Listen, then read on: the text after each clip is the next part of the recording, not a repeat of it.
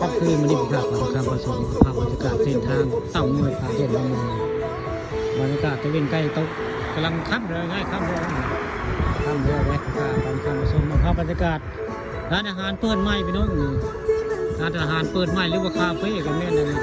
ริมทางกึ่งกลางบ้าน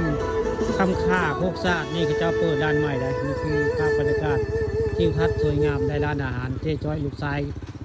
สาวของตาอดบักคำค่าเลยเพิ่มเปิดร้านใหม่เลยค่ะคนหมู่กับคนได้รำอย่างนี้มีร้านอาหารพี่น้องนี่ครับบรรยากาศเส้นทางฟ้าเด่นเตางอยอยู่ออกมาผ่านแถวนี้ก็เป็นว่าพลเทศมองนำมองเศร้าก็ได้มานั่งกินหมูกระทะได้หมูนี่เปิดร้านหมูกระทะได้ร้านอาหารตามสั่งพี่น้อง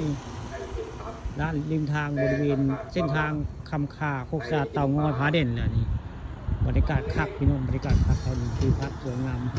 ตรงให้ตรงนาได้ข้าเจ้ายังสิเก็บเป็นม่องรับมันโน่ได้ที่ให้ที่ท่องเที่ยวไปมามีร้านอาหารนี่ก็นอนได้ไว้ง่ายเพื่อที่พวกจะต้องพบกันสถานที่ม่องรับมันโน่ให้เจ้ามากินหมูกระทะไว้ง่ายนี่คือเป็นหมูกระทะราคาเล็กของบ้านคำค่าเนี่ยเจ้าเสีย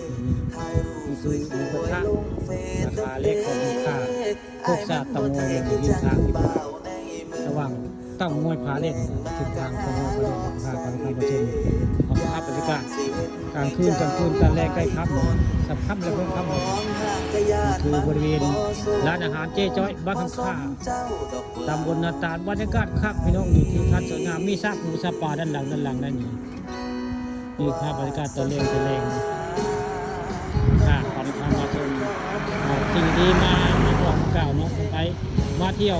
มาทางพญาเตางอยกันนี่แหละเส้นทางร้านอาหารหมูกระทะของเจ๊จ้อยบ้านคำค่าตำบลนาตาลคักที่พักสวยงาม